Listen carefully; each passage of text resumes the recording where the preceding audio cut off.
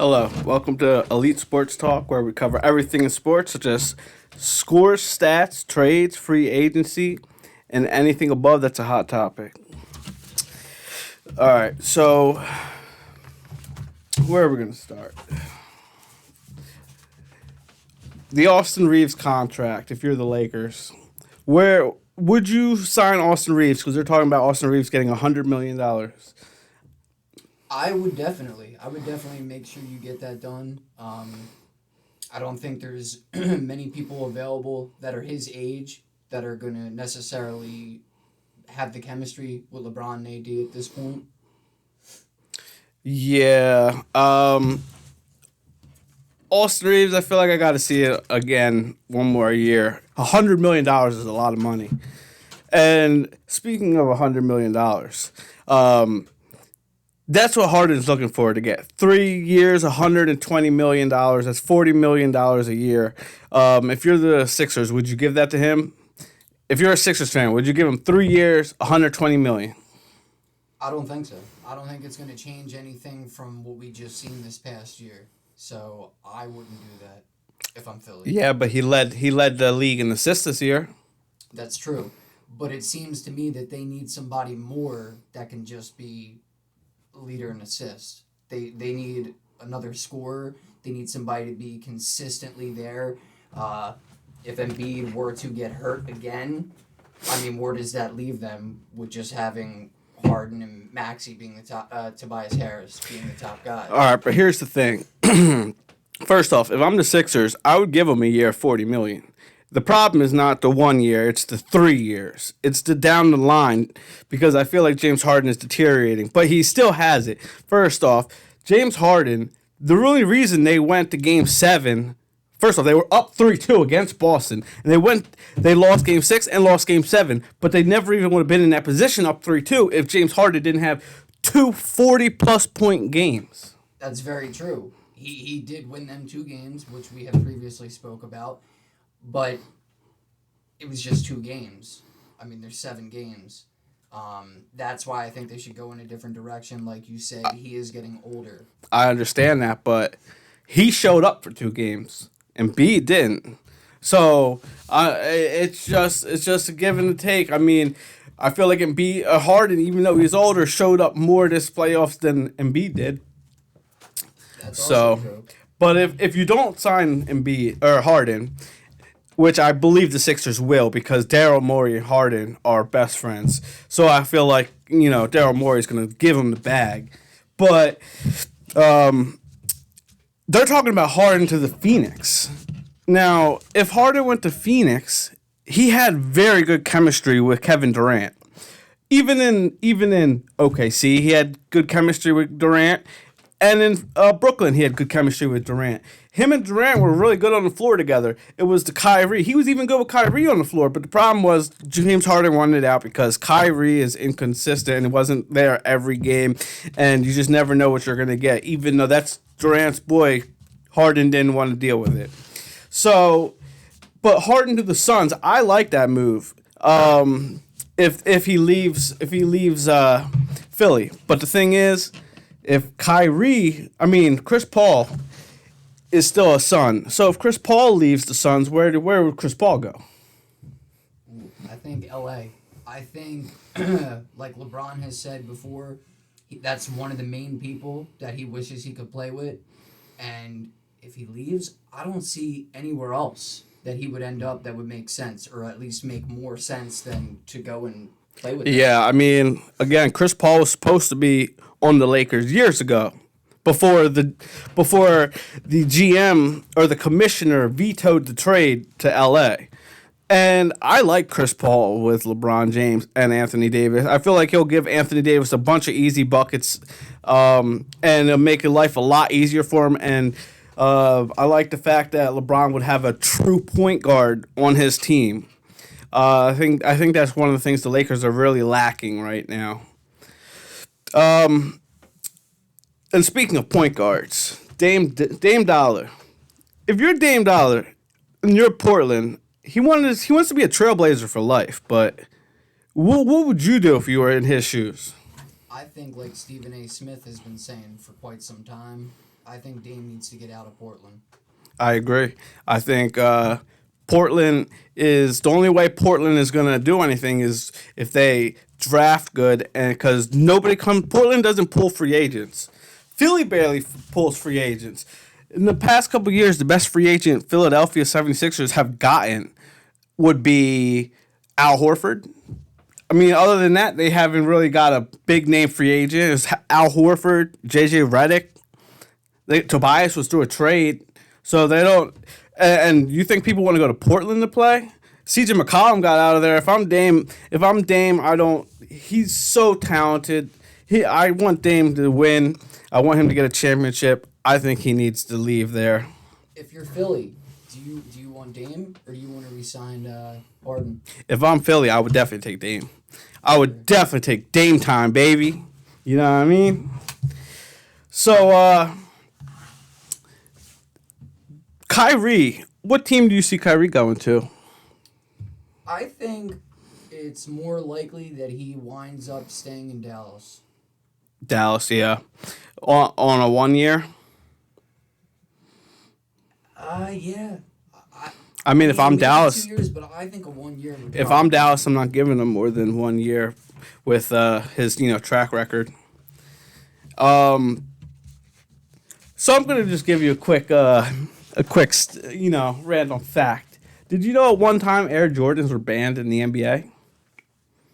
No, I did not. Yes. Did you know that the shortest and the tallest player ever in the NBA played on the same team? Well, it's who was the tallest? Let's see. The tallest, I believe, is what is his name? He was on the Bullets.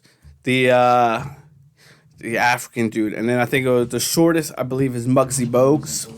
And then also, I want to touch a topic that I brought up last time. I made a incorrect statement. LeBron James actually has been swept 3 times in his career. One time in 3 different decades, which is actually insane. The first time he was with the Cavs, that team had no business even making the finals against that. And so he put them on their back, and then he ran into the Spurs team, which was loaded with Manu Ginobili, Tony Parker, Tim Duncan. He had no shot. The second time, he ran into Dirk, and Dirk was unreal in those championships. And then just this last time against Denver, I'm actually surprised Denver swept the Lakers, but Denver's on a historic run right now. So, you want to touch Denver's historic run right now? Just to go back to what you just said. I mean, I'm a Nuggets fan.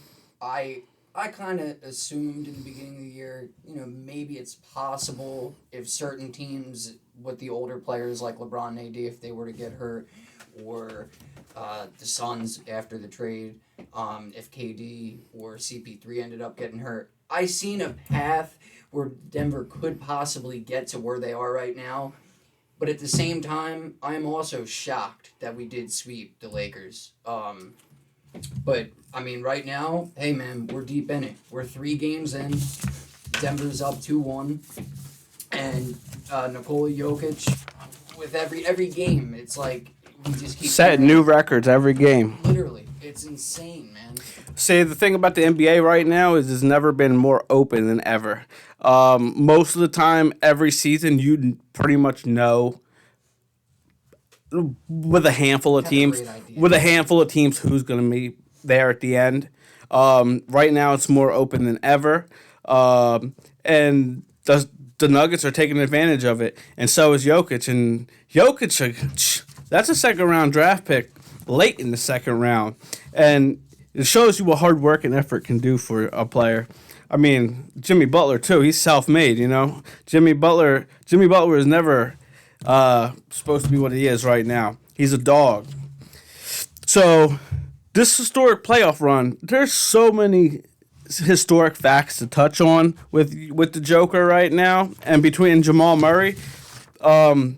Right now, the Heat are down 2-1 in the NBA Finals. I think that actually Jamal Murray is actually the second best player in this I don't believe he's the second best player in this series, but he's playing like the second best player in this series. It's Jokic, Jamal Murray, and then Jimmy Butler. I feel like Jimmy Butler has not shown up in this series yet, and Jamal Murray is outplaying him. And if the Miami Heat only have the third best player, they have no shot in winning this series. I mean, look at these stats right now that Jokic has got. Jokic, third player in NBA postseason history with 500 points, 200 rebounds, 150 assists, and one playoff run. First was Bird in 1987. Second, or 1987. Second was LeBron, who did it 4 times because LeBron's a beast. I still say LeBron's number one over Jordan, but that's, conjecture. We don't have to argue about that right now. Not only that, Jamal Murray, too. I mean, he's done something that's never been done. He's had 3 consecutive games to start the NBA Finals with 10-plus assists. Yes, sir. And he's shooting 54% from the floor, 50% from deep. And Jokic also, he's the only player in NBA history to have a 30-point, 20 rebound, 10 assist triple-double in the NBA Finals. Mind you, and they're the only duo with a 30-point triple-double in the same game. They're just setting records left and right now. And Jokic and Murray are the only duo to have 25 points and 10 dimes in a Finals debut. Their second duo, the first duo ever that did such a thing was Magic and James Worthy. So they're in great company there. Yeah, and Joker is second all time with 9 25-point triple doubles in the playoffs. Number 1 all time is LeBron with 22. All right, but let's break down the NBA Finals. So, Game 1. What did you see? Game 1. MPJ had plus 20. He had 14 points, 13 boards. That helped us majorly in the first game get that victory. Yes. So Game 1, Jimmy Butler was only 13 points, 7 assists, 7 rebounds, and when that's your best player only has 13 points, and Jimmy Butler only is 6 for 14 from the floor, you're not going to win that game. I like Bam Adebayo. He had 26 points and 13 rebounds, 5 assists, 13 for 25 from the floor. But Jay got completely outplayed. Denver had 4 of their 5 starters in triple digits. 2 of their 5 starters had double-digit rebounds. 2 of their 5 starters had double-digit assists. They had a bench player who was 4 for 7, 2 for 3 from deep with 10 points in Bruce Brown. And the only reason that the Miami Heat were even in this game was Gabe Vincent with 19, Bam Adebayo, and Highsmith, who had 18. Everyone else had a terrible game. Caleb Martin was 1 for 7 from the floor. Duncan Robinson was 1 for 6 from the floor. They lost for 11 points. There was absolutely no way that Miami was going to be able to keep pace with them shooting like that. Not to mention, the Nuggets have outscored the Miami Heat in the paint every single game this NBA Finals. Are you surprised by that? No, They're pretty small. I mean, I'm not surprised by that, but the disparity is pretty big. For example, Game 2, they were outscored by 16 points in the paint. Game 3, they were outscored by 26 points in the paint. That is a lot. That's a huge disparity. Game 1, though, the final was 104-93. I also believe that fatigue played a factor when Miami went up 3-0 against Boston, and then Boston fought their way back to a historic Game 7 and weren't able to get over the mountain. And then also the climate of being in Mile High, I think, affected them. So, they had to fight for Game 7, then the fatigue kicked in, and then they're also playing in Mile High. So I think it took them a second to get their legs back underneath them, which Game 2 they came out and played a lot better, and they actually was able to steal one on the road from Denver. You want to touch on game 2? Well, first, I just wanted to say two more things with game 1. Yep. Highsmith with the 18 points off the bench and 70%, that was huge for them. And another reason why they lost is because Bam Adebayo had the highest usage percentage, 30% of any player on Miami. And Jimmy Butler, their number 1, he only had 18%. So that's not going to help you there. And also, Aaron Gordon, he was pretty big too in that game 1. 16 points, 70%. I mean, hey. But yeah, to get into game 2, man, Miami took that game 111 to 108. And I mean, we almost had it. Jamal Murray missed the game tying 3 at the very end. And that's a routine shot for him.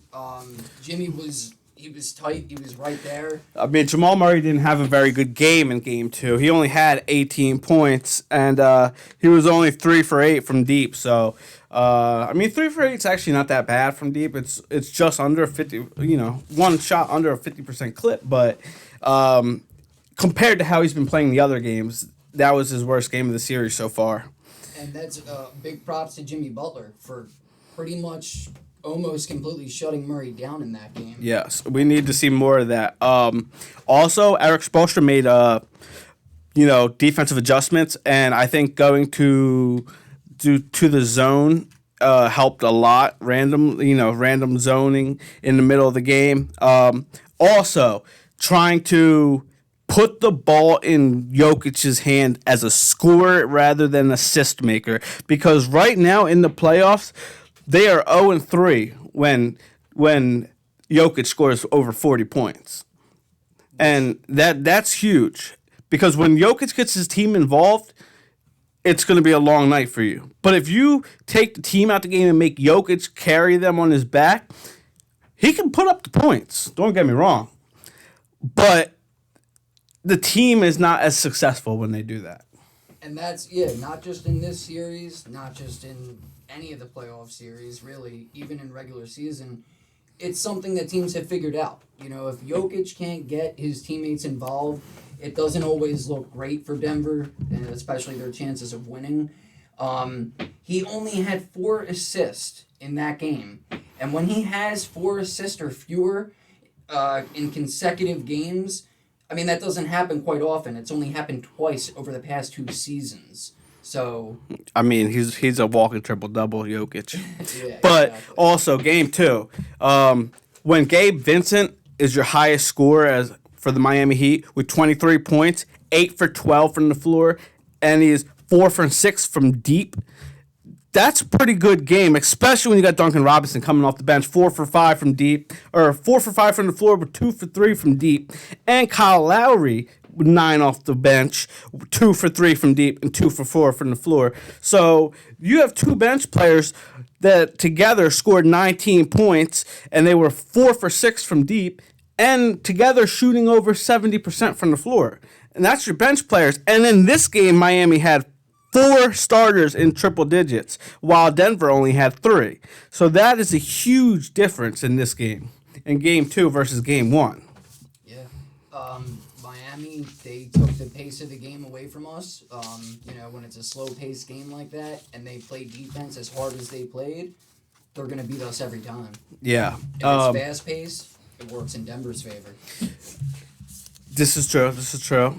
Now, and that final score was, again, 111-108. Now, game 3, when everybody thought the pressure was put back on Denver, Miami Heat laid an egg at home on their first game home at the finals. 109-94, lost by 15.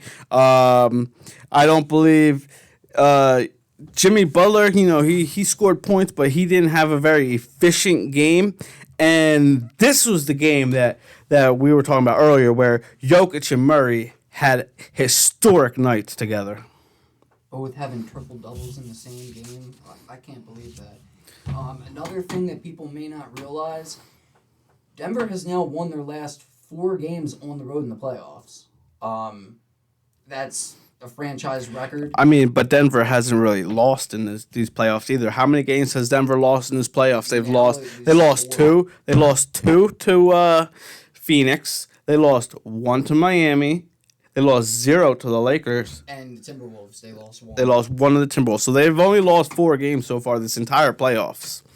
So in Game 3, Jokic had 32 points, 21 rebounds, and 10 assists. And that right there has never been done before in the NBA Finals. And then you have your right-hand man, Jamal Murray, who they together are easily one of the best duos in the NBA right now, with 34 points, 10 rebounds, 10 assists, and he shot over 50% from the floor and 50% from deep, which it's really hard to win like that, it's really hard not to win like that, especially when Jimmy Butler, he dropped 28, but he was only 11 for 24 from the floor, shooting less than 50% from the floor. And nobody else, again, on their team really showed up. I mean, Gabe Vincent only had 7. Kevin Love only had 6. Matt Strus only had 3. Adebayo's been cooking all playoffs. He had 22 and 17, but he was, again, also was only 7 for 21 from the floor. He only shot 33% from the floor in Game 3. You're not going to win like that. I mean, Bam, he missed a couple of, I think it was 2 or 3 layups in the first quarter. I mean, that's just unlike him. You can't do that. Together, Bam and Butler only scored 50 points on 45 shots. This is true. Also, you're not going to get it done that way. Also, Jokic is the weakest part of Denver's defense. When you're supposed to put Jokic in the pick and roll, make him, play defense and expose him. But yet, they were only 3 for 19 and 16% total from the floor when Jokic was the primary defender in Game 3. Jokic's defense was stellar in Game 3. Yeah, he's not known to play defense that way, but man, did he come up big when he really needed to get it done. Not to mention my boy Christian Braun, Kansas Jayhawk. Let's go. Was 7 for 8. 87.5% from the floor with 15 points off the bench, and that was huge for Denver on the road in Game 1. Yeah, that was crucial because we were expecting that, well, maybe not the shooting percentage he had, but that's what MPJ is supposed to be doing. He's our third max player. It's just crazy that we got it out of Christian Braun, but had he not have had those 15, us winning by 15, wouldn't have happened. That's hilarious. He had 15 and you won by 15. All right, so I'm going to touch this. I'm just going to bring this up before we talk about Game 4 and what we think is going to happen tonight. So, there's 61 instances where a team was 2-1, was up 2-1 in the NBA playoffs. Okay? Only 13 times has a team down 2-1 came back and won that series. But I will say that 6 of those 13 teams has happened in the last 12 years. It was the 2011 Mavs, the 2013 Miami Heat, the 2015 Warriors, 2016 Cavaliers, and the 2021 Bucks, who came back on Phoenix in that NBA Finals. So, that's only a 21% success rate of a team down 2-1 coming back in the NBA Finals. So, this game tonight is crucial. It's not a do or die for Miami, but I would say it is pretty much, actually. Because if they go down 3-1 and they are not the primary team, the home team, because Denver's got the 4 home games, they only got 3. So if they go down and they lose this game, they only have one more game at home for the rest of these series, and they have to win 3 of the next 3 straight against Denver. Yeah, I think what's going to happen tonight, I think Miami may actually win. And if they do, just keep in mind what I said before the first episode. I was saying if we win, we're going to win in 5 or 6 games. So if Miami wins, I said this from the beginning of the series, if Miami wins, they were going to win in 7. There's no way Miami was going to, win in 4 or 5 and roll. But I could definitely see Denver winning in 4, going in winning in 4 or 5 at the beginning of the series. Because again, let's not forget, Miami was a team that had to do the play-in. They lost their first play-in game, and they're in the NBA Finals now. And I think Miami's going to do good tonight too. I think Miami's going to win tonight because of the fact that I don't believe they're going to drop 2 in a row at home. Secondly, Jimmy Butler has not shown up yet at this series at all. He has not had a good shooting efficiency game. He had 28 points in the one game, but he hasn't had a good shooting efficiency game at all in this series yet. And Kevin Love has yet to really make himself known on the court. Like, have we even seen Kevin Love appearance? He's been on the floor. He's a starter. But we haven't seen Kevin Love do anything in this playoffs. The only thing I seen was how he shut MPJ down the other night. I mean... Yeah, he's playing defense, but he's old. I mean... 38-year-old stopping a 24-year-old that's supposed to be the Michael Porter Jr. Talked about him coming out of college. He's got to show up tonight, man. Yeah. Michael Porter Jr.'s back though. I like how he's been playing off that back injury. He's been it hasn't been affecting him too bad. So you have Miami winning tonight? I think they will, but the pivotal thing for tonight, Jimmy Butler needs to find a way to get to the line, man. He's not getting to the line at all. Again, that's what happens when you settle for jump shots.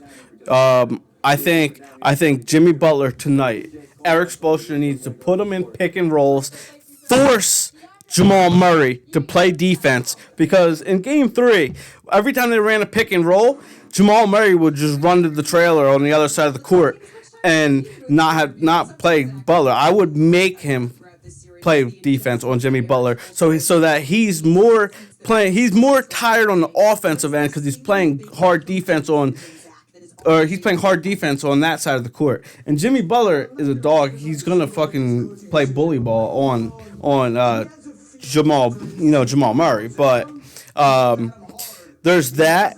And also, I think Jimmy Butler's just going to be more aggressive, and I think he's going to be more.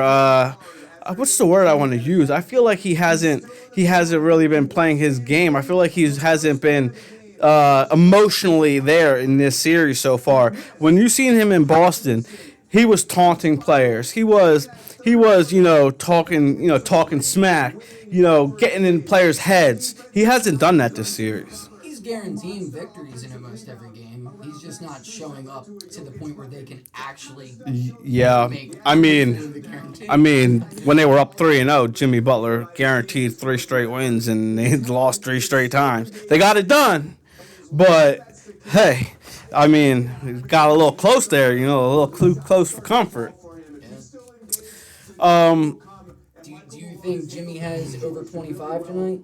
Easy. I think Jimmy Butler has over 40, not 40 points, 40 total between points, assists, and rebounds. I think Jimmy has like a 37-6 game or something like that.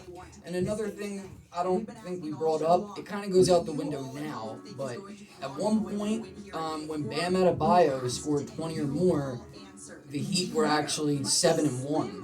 I don't know if that's really going to be much of a factor tonight, but I'm going to go ahead and say between rebounds and points, I'll say Bam has about 30. I will say if the Miami Heat won, if the Denver can play clean, I don't see Miami Heat winning, but they need to muck the game up, make it not as pretty. And also, I think Miami shooters come out tonight. I think Max Strus gets it going. I think Gabe Vincent gets it going. I think Jimmy Butler finally gets it going. I think Kevin Love will get a hit or two. Caleb Martin. I just think Miami. I really like Miami tonight.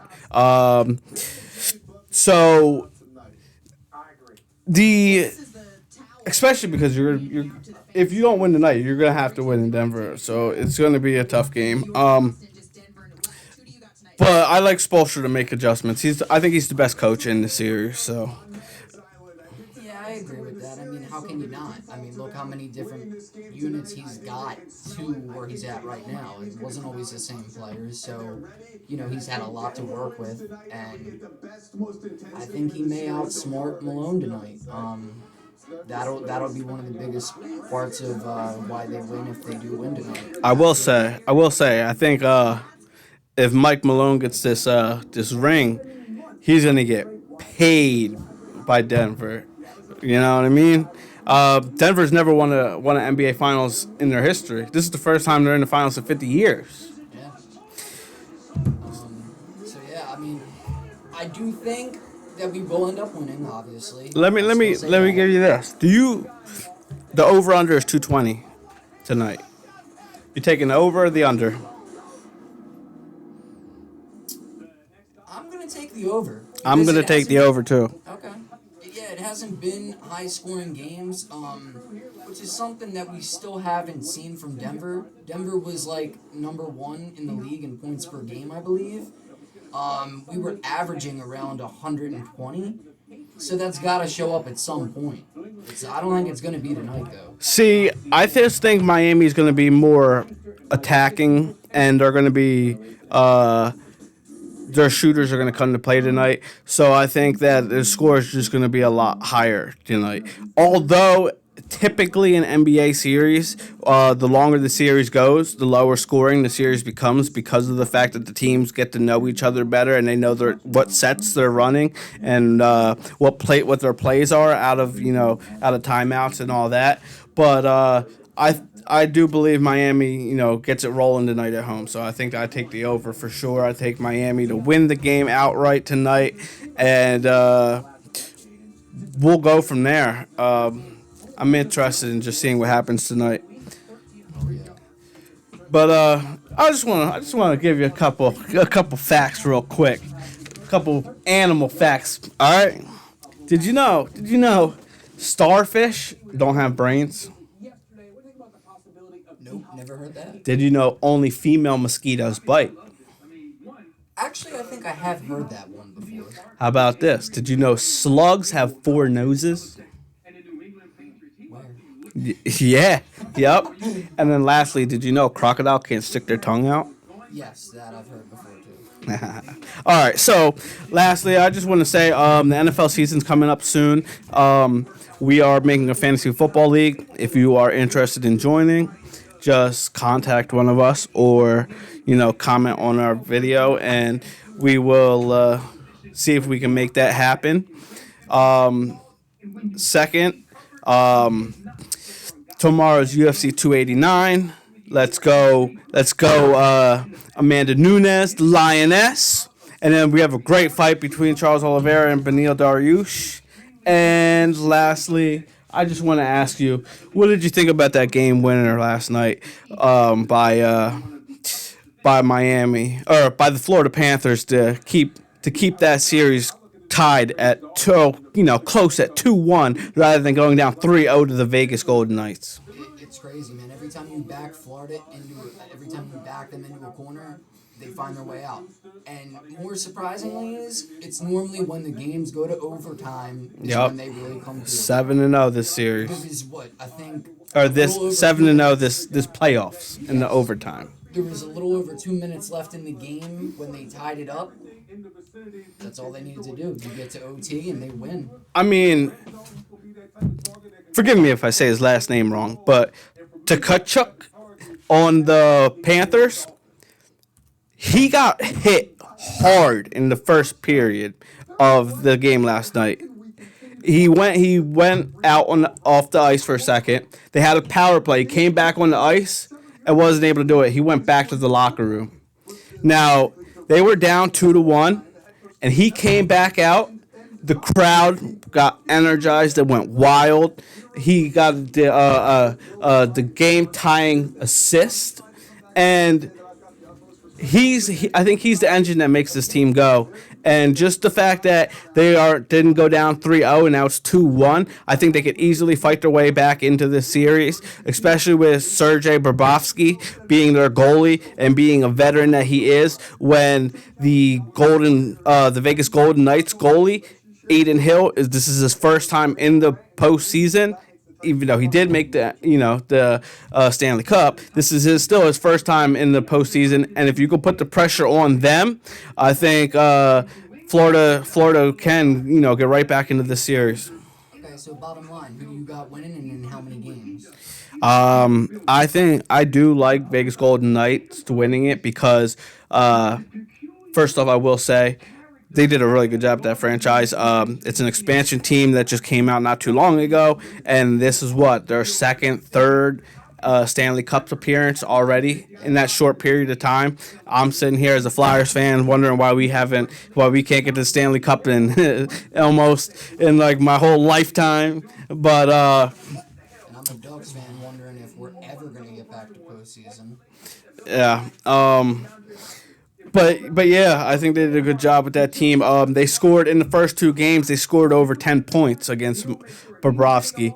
I think a big difference in Game 3 versus Games 1 and Game 2 is they were trying to block shots, and I think that when they try to block shots, they are getting in the way of their goalie's vision, and if the goalie can't see the shots coming, he can't save them. So I think he's been in position, even though he's given up a lot of goals and got pulled after giving 4 goals in Game 2, I think he's been in good position to make the stops. He just can't see the shots because his players are in front of him. Give him a clean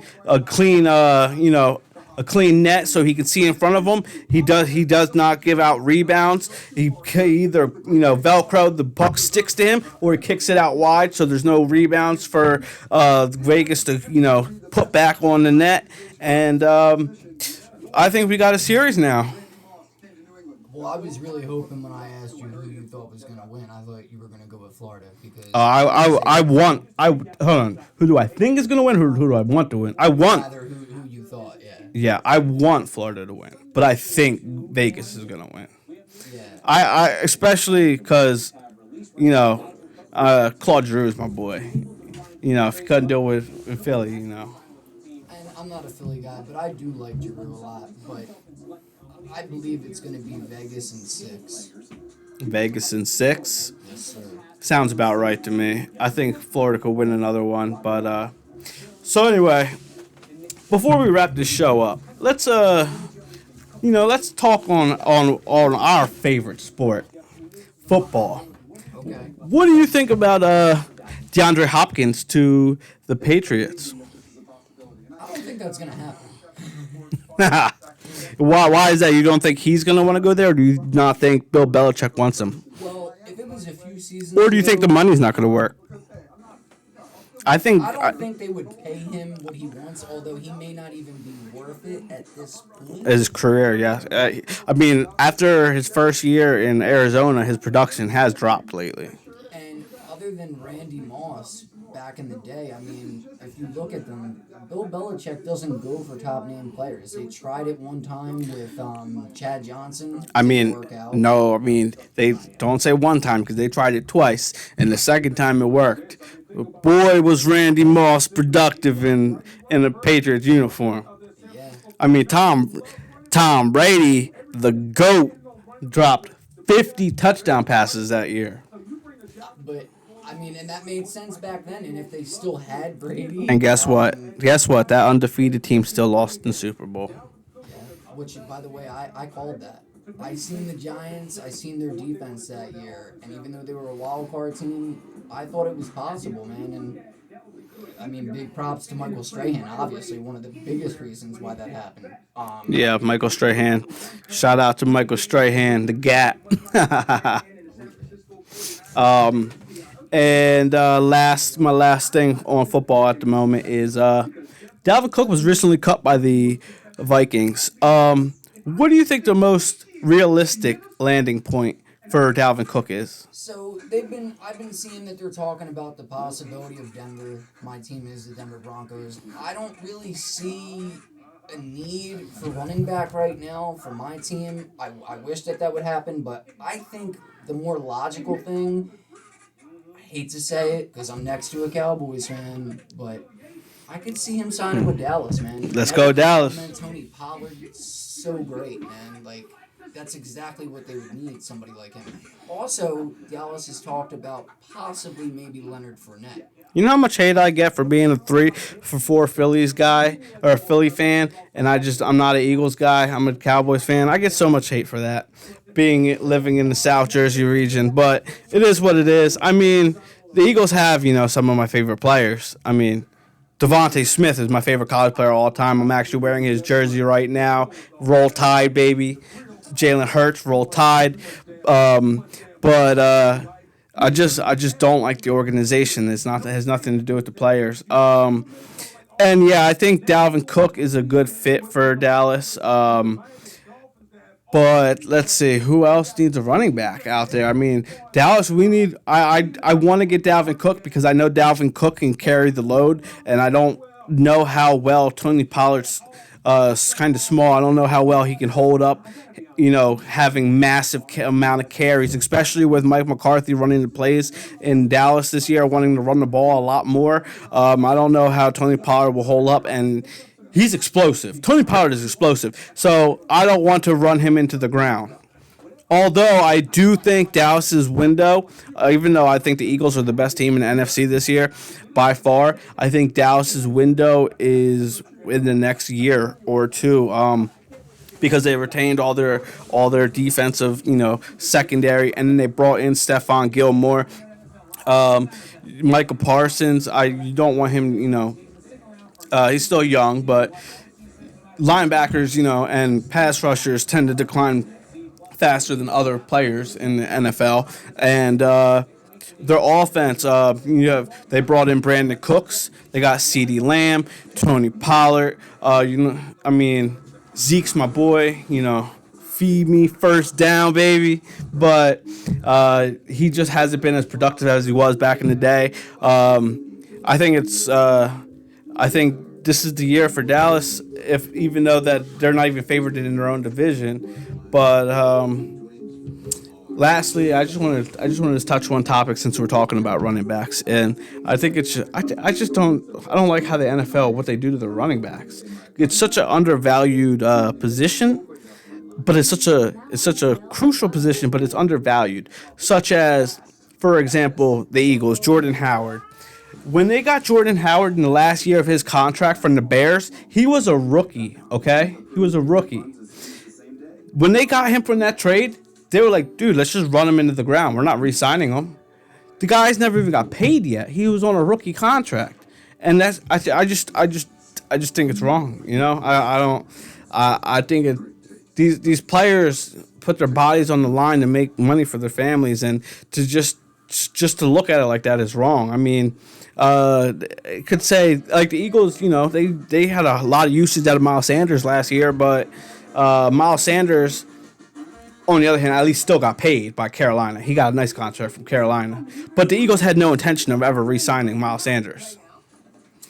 See, with running backs, I think it's the same as it was. Their shelf life's not as long. Exactly, but I think it's like back in the 90s, there was a coach who was actually a Denver head coach at one point, Mike Shanahan. I think that the belief is a lot like Shanahan's belief in running backs. Running backs are like buses. You can find one on every corner. But at the same time... Jerome bus. Exactly. But at the same time, to find those top-tier running backs, I mean, it's not possible to find somebody like... I mean, when Zeke came out, the way that he played, it's not always possible to just go out in free agency or get an undrafted guy that'll turn into that. But at the same time, if you have 2 or 3 pretty good running backs, I think running backs are actually the easiest position to get undrafted, though. But will they fit? Especially late in the draft. I feel like running backs are. I think there's certain running backs that are high value targets, such as I think the only problem with Ezekiel Elliott was his shelf life wasn't that long. I mean, he actually got insane amount of carries, so they ran him into the ground. But look, people like Christian McCaffrey, where you build your whole offense around, yeah, I would use a first round on him. But then you also have, running backs that you find late in the draft that are just gold, like Elijah Mitchell. Like Elijah Mitchell was late in the draft, and he's a beast. There's multiple running backs that came late in the draft that tended to be very very good and had good careers, but it's not the same for other positions. The running back position though is just a position that I think just needs to be a little more respected because that is a beating on your body. Yeah, absolutely. But I'm just saying, from the perspective of the coaches, why they may not always want to sign even the top tier guys to huge deals.